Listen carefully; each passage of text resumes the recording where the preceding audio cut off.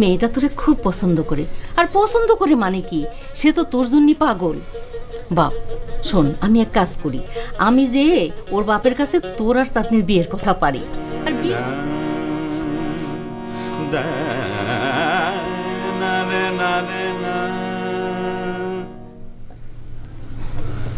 আধা ঘন্টা পরে খাবো আম্মা। নাস্তা করবি না? আম্মা, কি বাপ? এই যে আমি উচ্চাঙ্গ সঙ্গীত সাধনা করি, তাতে তোমার কোনো অসুবিধা হয় না? না, খুব ভালো লাগে। যেদিন ওস্তাদের বাড়ি যেয়ে চর্চা করিস, সেদিন যেন কেমন সব ফাঁকা ফাঁকা লাগে। তালিপরে তো শাস্ত্রীয় সঙ্গীতের কান তৈরি হয়ে গেছে আপনার, কিন্তু কিন্তু কি বাপ? বড় মেয়ে আমার সঙ্গীত সাধনা একদম সহ্য করতে পারে না। আমার রাগ সঙ্গীতের ওপর তার প্রচুর রাগ। আমি তার এত করে বলি, আপনি মন দিয়ে একটু শোনেন, আপনার রাগ সঙ্গীতের কানটা যদি একবার তৈরি হয়ে যায়, তখন নিম্নমানের গান আপনার কাছে ভালো লাগবে না। কিন্তু উল্টো, তিনি বরং আমার চর্চা বন্ধ করার জন্য লাস্ট ওয়ার্নিং দিয়েছেন। তিনার সাথে বিবাদ করতে যাস নে বাবা। আমি তার সাথে বিবাদ করতে যাব কোন দুঃখে? তিনিই তো আমার শাস্ত্রীয় সঙ্গীত চর্চায় বাধা দিচ্ছেন। তুই আমার কথা শুনলি পরে আর কোনো ঝামেলাই হতো না। আপনি চাঁদনির কথা বলবেন তো আম্মা? মেয়েটা তোরে খুব পছন্দ করে, আর পছন্দ করে মানে কি, সে তো তোর জন্যই পাগল। বাপ শোন, আমি এক কাজ করি, আমি যে ওর বাপের কাছে তোর আর চাঁদনির বিয়ের কথা পারি। আর বিয়ে হয়ে গেলে তো সে তোর শ্বশুর হবি, আর শ্বশুর হলি পরে তোর এই রাগ সাধনায় সে কোনো ঝামেলা করবে না। আপনি বিরাট একটা ভুল কথা বললেন আম্মা।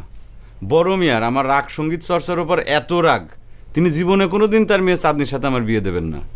এই জন্য আমি চাঁদনির কোনো সময় পাত্তা দেই না। আপনি কিন্তু ভুল করেও চাঁদনির বাপের কাছে বিয়ের প্রস্তাব নিয়ে কখনো যাবেন না। কিন্তু তোরে তো একটা বিয়ে করতে হবে রে বাপ, সেইটাতেও তো রাজি হচ্ছিস না। আম্মা, আমি বললাম এক কথা আর আপনি শুরু করলেন আর এক কথা। আপনি জানতো আমার চর্চা করতে দেন।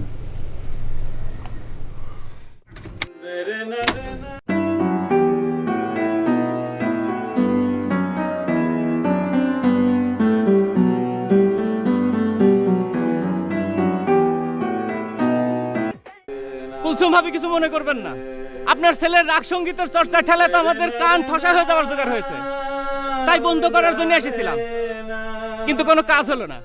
আসি, এই চলো সবাই।